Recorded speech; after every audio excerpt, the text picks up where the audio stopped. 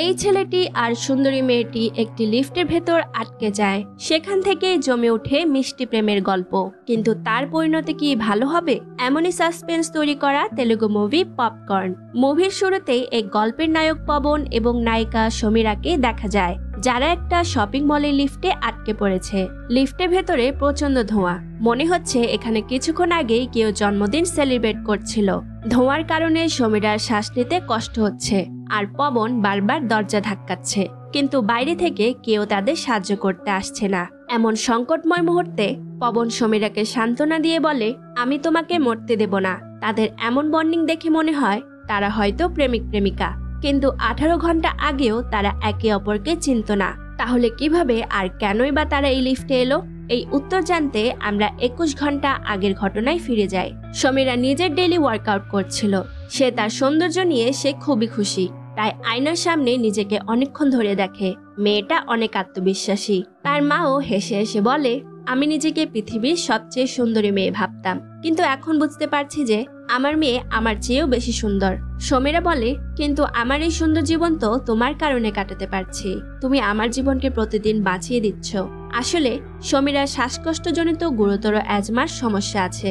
এটা সমাধান করতে তার মা প্রতিজ্ঞা করেছিলেন যে বাড়ির চারদিকে এক বিশেষ প্রজাতির 10,000টি গাছ লাগাবেন। ইতোমধ্যেই অনেক গাছ লাগানো হয়ে গেছে।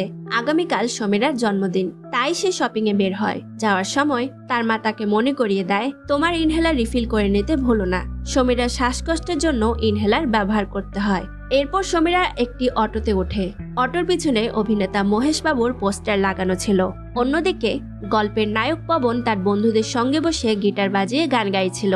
গায়ক পরিবারেই পবনের জন্ম, আর এই দাদু হলো পবনের অনুপ্রেরণা। কিন্তু বুড়ো হবার কারণে এখন চোখে তেমন দেখতে পায় না। পবনের একটা বোনও আছে, তারা একসঙ্গে দাদুর যত্ন করে। বিদেশ থেকে পবনের সামনে গানের পারফরমেন্স করার অনেক বড় বড় সুযোগ আসে, কিন্তু সে দাদুকে ছেড়ে কোথাও যেতে চায় না। আগামীকাল দাদুর জন্মদিন, তাই পবনও কিছু জিনিস কেনার জন্য শপিং এ যাবে। তখন একটা অটো খুব দ্রুতই তাদের পাশ ঘেঁষে চলে যায়। এতে দাদু ভীষণ ভয় পেয়ে যান, তাই পবন রেগে গিয়ে অটো চালকের উপর চিৎকার করতে থাকে। এদিকে অটোর মধ্যে বসে থাকা মেয়েটাই হলো সমীরা। সমীরা উল্টো বকাঝকা করে, তাই পবনের রাগ আরো বেড়ে যায়। সে দাদুকে বোনের কাছে রেখে অটোর পিছনে ধাওয়া করে, কিন্তু ধরতে পারে না। তবে অটোর পেছনে থাকা পোস্টার দেখে ফেলে এবং সেই সূত্র ধরে অবশেষে চালককে খুঁজে বের করে। অটো চালককে ধমক দিয়ে বলে, তুমি কি ঠিক মতো গাড়ি চালাতে পারো না? আমার দাদু যদি কিছু হয়ে যেত আমি তোমাকে ছাড়তাম না। অটো চালক পাত্তা না দিয়ে বলে, তুমি কি সেই মেয়েকে খুঁজতে এসেছো নাকি?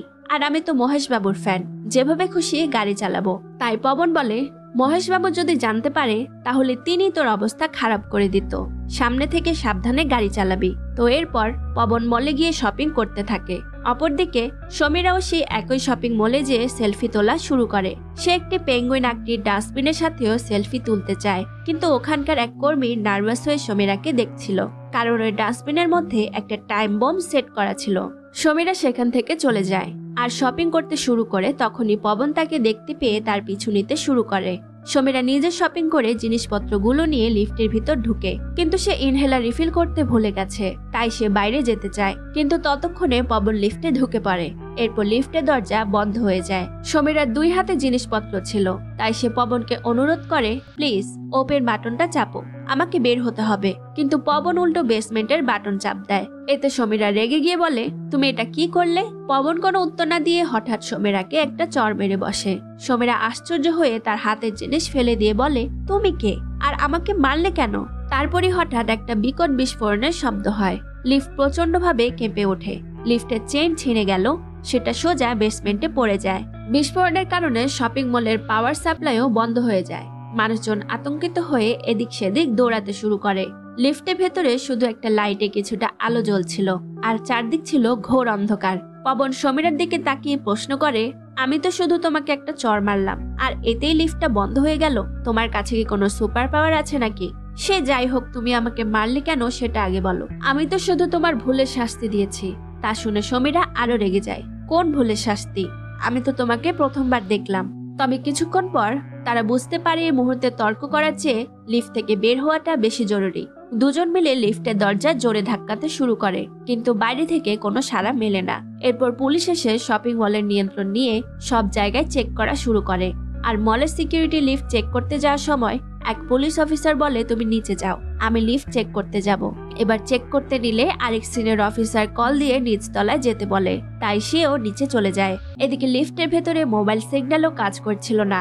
সমীরা বারবার দরজা ধাক্কাতে থাকে, কিন্তু পবন তখনও ঠান্ডা মাথায় বসে থাকে আর বলে, আমি নিশ্চিত এই মলে কোনো বিস্ফোরণ হয়েছে, আমরা বেসমেন্টে থাকাই বেঁচে গেলাম। তবে সমীরা হাল ছাড়তে রাজি নয়। সে একটা টিস্যু পেপার বের করে, তার উপরে লিপস্টিক দিয়ে হেল্প লিখে বাইরে পাঠানোর চেষ্টা করে। এরপর নিজের ব্যাগ থেকে মায়ের জন্য কিনা চুড়িগুলো বের করে, লিফটের দরজার ফাঁক দিয়ে বাইরে ফেলার চেষ্টা করে যাতে কেউ দেখে, কিন্তু বাইরে তো কোনো মানুষ নেই। পুলিশরাও শপিং মলের নিচতলা চেক করে চলে গিয়েছে। পবন তখন তার গিটার বের করে বাজাতে শুরু করে, আর সমীরা তার আচরণ দেখে খানিকটা বিরক্ত হয়। এরপর পবন পপকর্ন খাওয়া শুরু করে। সমীরাও তার ব্যাগ থেকে বিশাল এক পপকর্নের বাকেট বের করে খেতে শুরু করে। পবন ভাবে ও যে স্পিডে খাচ্ছে, নিজেরটা শেষ হলে তো আমারটাও শেষ করে দিবে, তাই পবন সেটা লুকিয়ে রাখে। এবার সমীরা পবনকে আবার প্রশ্ন করে, আমি কি এমন ভুল করেছি যে তুমি আমাকে মারলে? পবন তখন সবকিছু খুলে বলে, তুমি আমার দাদুকে বকা দিয়েছিলে, তাই আমি তোমাকে চড় মারি। সমীরা অবাক হয়ে বলে, তুমি কি পাগল?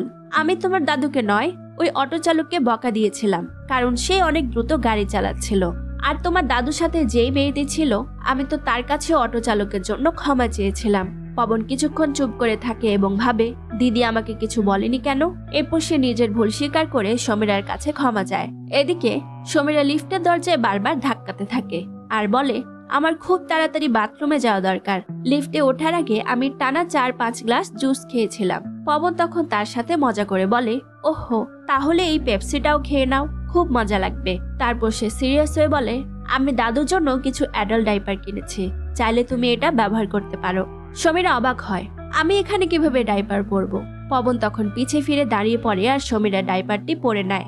এরপর সমীরা একটু আবেগী হয়ে বলে, আগামীকাল আমার জন্মদিন, আমার মা নিশ্চয়ই আমাকে খুঁজতে খুঁজতে পাগল হয়ে গেছে। পবন জানায়, ওয়াও, কাকতালীয় ব্যাপার, কাল তো আমার দাদুরও জন্মদিন। সমীরা তখন মজা করে, তাহলে তুমি কি তোমার দাদুকে জন্মদিনে ডাইপার গিফট দিতে চেয়েছিলে? পবন হেসে দেয়, ধুর, এটা গিফট নয়, আমি ওনাকে এই গিটার গিফট দিতে চেয়েছিলাম। সমীরা একটু অবাক হয়, আচ্ছা, তোমার দাদাও তাহলে মিউজিক বাজাতে পারে?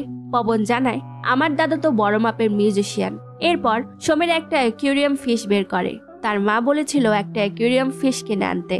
4 ঘন্টার মধ্যে মাছটাকে একটা নতুন পাত্রে নিতে হবে, নইলে মাছটা মরে যাবে। তখন পবন তার ব্যাগ থেকে একটি পাত্র বের করে সেখানে মাছটাকে রেখে দেয়। তো এবার তারা কিছুটা ফ্রি হতে শুরু করলে পবন বলে, তোমার ড্রিম আর ফ্যান্টাসি নিয়ে কিছু বলো। সমীরা একটু ভেবে নিয়ে মজা করে বলে, আমার একটা ফ্যান্টাসি হলো এক হাতে চা থাকবে আর এক হাতে সিগারেট, তারপর আমি স্টাইল করে একটা লম্বা টান দেব, তারপর সেটা মাটিতে ফেলে পায়ের তলায় পিষে দিব। পবন হেসে ফেলে, এত সোজা একটা কাজ, এটা তো তুমি সহজেই করতে পারো, এতে ফ্যান্টাসির কি আছে? তখন সমীরা জানায়, এটা আমার ফ্যান্টাসি কারণ আমি অ্যাজমার রোগী, ধোঁয়া যদি আমার শরীরে যায় তাহলে আমি মারা যেতে পারি। পবন একটু থমকে যায়। এরপর দুজনের বন্ধুত্ব আরো গভীর হতে শুরু করে। হঠাৎ করেই লিফটের লাইটটাও পুরো নিভে যায়। সমীরা আতঙ্কিত হয়ে পড়ে, লাইট চলে গেল, এখন কি হবে? পবন দ্রুত মোবাইলের লাইট জ্বালিয়ে উপরের দিকে রেখে দেয়, যাতে অন্তত কিছুটা আলো থাকে। সমীরা বলে, আমি আসলে আমার জন্মদিনের জন্য কেরালা ট্রিপে গিয়েছি, সেখান থেকে কিছু ওয়াইন কিনে এনেছি। সে পবনের সাথে ওয়াইন শেয়ার করে। সমীরা বলে, আমি জন্মদিনের জন্য কিছু কালার লাইটও এনেছিলাম। কালার লাইটটা টর্চের সামনে সেট করে দেয়, তাই লিফটের ভেতরটা রঙিন আনন্দময় পরিবেশ হয়ে ওঠে। পবন তখন গিটার বাজাতে শুরু করে, আর সমীরা বলে, আমার স্বপ্ন ছিল একজন বড় গায়িকা হব, গান শেখার ট্রেনিংও নিয়েছিলাম, কিন্তু অ্যাজমার কারণে সবকিছু ছেড়ে দিতে হয়েছে, অন্তত একবার হলেও মঞ্চে পারফর্ম করতে চাই। এই বলে সে আস্তে আস্তে পবনের গিটারের তালে গাইতে শুরু করে। মোবাইলের লাইট জ্বালায়, চার্জ দ্রুত ফুরিয়ে যাচ্ছে, তাই লাইট অফ করে তারা বিশ্রাম নেয়। হঠাৎ সমীরা ভয় পেয়ে ওঠে, এই পবন, তুমি কি করছিলে? পবন দ্রুত টর্চ অন করে, আর তখনই সমীরা তাকে জোরে একটা থাপ্পড় মারে। সমীরা রাগ করে বলে, লাইট অফ হতেই তোমার হাত চালু হয়ে গেল নাকি? পবন চুপ হয়ে যায়। তখন দেখা যায় লিফটের ভেতরে ঢুকে পড়া একটা ইঁদুর সমীরার গায়ে উঠেছিল। সমীরা ভুল বুঝতে পারে, সরি, আসলে আমি ভয় পেয়ে গিয়েছিলাম। এরপর সমীরা ঘুমিয়ে পড়েছিল। রাত 12টা বাজলে পবন ব্যাগ থেকে তার দাদুর জন্য আনা বার্থডে কেক বের করে, আর ক্যান্ডেল লাইটগুলো জ্বালানোয় লিফটের ভিতরে ছোট্ট জায়গাতেই রোমান্টিক সুন্দর পরিবেশ তৈরি হয়। সে ধীরে ধীরে সমীরাকে ডেকে তোলে, হ্যাপি বার্থডে জানায়, কারণ আজ তো সমীরার জন্মদিন। সমীরা অবাক হয়ে যায়, তার চোখে আনন্দ ফুটে ওঠে। সে খুশি হয়ে বলে, এত সুন্দর জন্মদিন আমার জীবনে কখনো হয়নি। ধন্যবাদ পবন এই চমৎকার সারপ্রাইজের জন্য। এরপর সে কেক কাটে, কিন্তু খানিকটা মন খারাপ হয়। তুমি দাদুর কেক আমায় দিয়ে দিলে। পবন হেসে বলে, তুমি এটা দাদুর তরফ থেকে বার্থডে গিফট হিসেবে ধরো, আর তোমার জন্য আমার আরো একটা সারপ্রাইজ আছে। পবন মোবাইলে একটা অডিও অন করে। সমীরা অবাক হয়ে দেখে, যখন সে ওয়াইন খেয়ে গান গাচ্ছিল তখন পবন সেটা লুকিয়ে রেকর্ড করেছিল। তবে শুধু তাই নয়, সে অডিওটা এডিট করে সেটাই এখন সমীরাকে শোনাচ্ছে। সমীরা অনেক খুশি হয়ে বলে, বিশ্বাস করতে পারছি না, তোমাকে আমার গায়িকা হবার স্বপ্ন নিয়ে বলেছিলাম, তুমি তো এক রাতেই সেটা করে দেখালে। কিন্তু এরপরই তার মায়ের কথা মনে পড়ে যায়। আমার মা নিশ্চয় খুব চিন্তা করছে যে আমি কোথায় হারিয়ে গেলাম। পবন একটু হেসে বলে, ঠিক আছে, ধরে নাও এখন আমি তোমার মা আর তুমি হচ্ছে তুমি। চলো এবার মায়ের সাথে ফোনে কথা বলার মতো করে আমরা কথা বলি। এভাবেই তারা মজা করতে থাকে। ঠিক তখনই সে ছোট্ট ইঁদুরটা আবার কেক খেতে চলে আসে। পবন ইঁদুরটাকে ধরে একটা বাক্সের ভেতরে আটকে ফেলে। সমীরা কৌতূহলী হয়ে বলে, তুমি ইঁদুরকে এত ভয় পাও কেন? পবন জানায়, বাচ্চা থাকাকালীন আমি একবার চকলেট খেয়ে পকেটে রেখে দিয়েছিলাম। রাতে ঘুমানোর সময় একটা ইঁদুর আমার পকেটে ঢুকে চকলেট খেয়ে নেয়। সমীরা হেসে বলে, বুঝলাম, কিন্তু এত ভয় পাওয়ার কি আছে? পবন কিছুটা লজ্জা নিয়ে জানায়, ব্যাপারটা শুধু চকলেট নিয়ে না, আমার ওটা তো চকলেটের পাশেই ছিল। আর ইঁদুর শুধু চকলেটই খায়নি, আমার প্যান্টের পকেট ছিদ্র করে প্রাইভেট পার্টিও কামড়ে দিয়েছিল। এই কথা শুনে সমীরা অনেক হাসতে থাকে। এরপর তারা দুজনে চুপচাপ বসে থেকে বোরিং ফিল করায় সমীরা হঠাৎ তার ব্যাগ থেকে একটা ওয়াইনের বোতল বের করে বলে, চলো ট্রুথ ডেয়ার খেলি। পবন মুচকে এসে বলে, আমি পুরোপুরি রেডি, কিন্তু ডেয়ার আসলে আমি যা বলবো তোমার সেটাই করতে হবে। সমীরা জানায়, হ্যাঁ আমিও তৈরি আছি, দেখবো তুমি কি করতে বলো আমাকে। তো খেলা শুরু হলে শুরুতে পবনের চান্স আসে। পবন সমীরাকে ডেয়ার দেয় যে তোমাকে গান গাইতে হবে। সমীরা বলে, আরে এটা তো কোনো ব্যাপারই না। তারপর সে গান গায়। এবার পবনের পালা। এমন একটি ট্রুথ বলতে হবে যেটা কেউ জানে না। তখন পবন সমীরার হাতে আঁকা এই ট্যাটুর দিকে তাকিয়ে তাকে ভালোবাসার কথা জানায়। কিন্তু তা শুনে সমীরা বলে, আমরা তো মাত্র কয়েক ঘন্টা ধরে পরিচিত হলাম, এর মধ্যেই তুমি কিভাবে আমাকে ভালোবেসে ফেললে?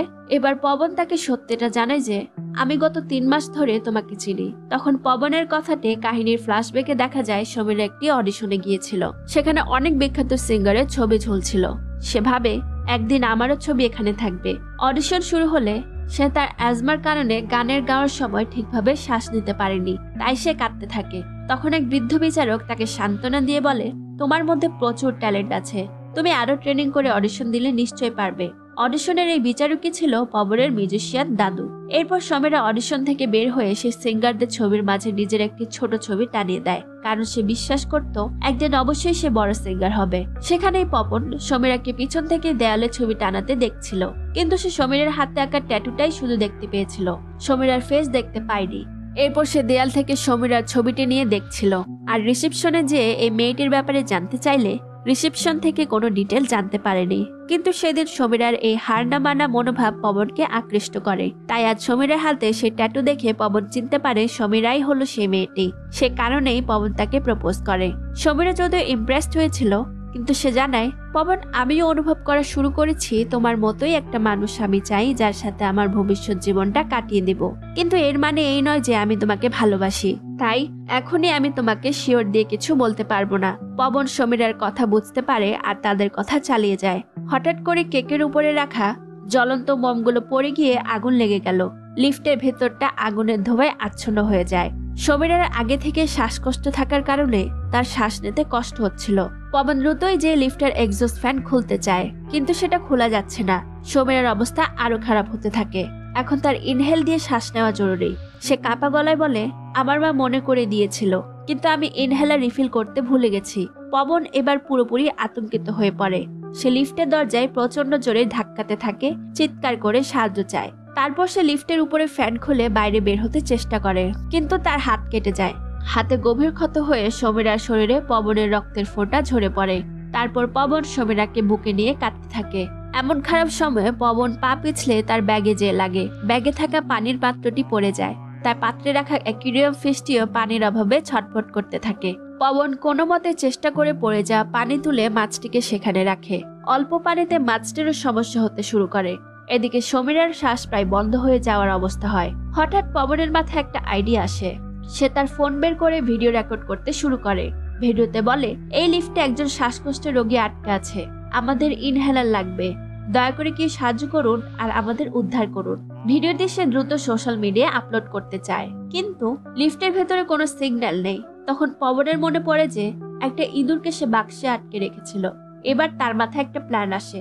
সে ইঁদুরের প্যাটের সাথে রাবার ব্যান্ড দিয়ে মোবাইলটা আটকে দেয়, তারপর উপরের ফ্যানের ছিদ্র দিয়ে ইঁদুর তাকে ছেড়ে দেয়। ইঁদুরটি ভয় পেয়ে ছুটতে ছুটতে উপরে উঠে যেতে থাকে, তাই মোবাইলটি ধীরে ধীরে সিগন্যাল পেতে শুরু করে। ভিডিওটি বাফার হতে হতে অবশেষে আপলোড হয়ে যায়। এরপর সোশ্যাল মিডিয়ায় ভিডিওটি দ্রুত ভাইরাল হয়।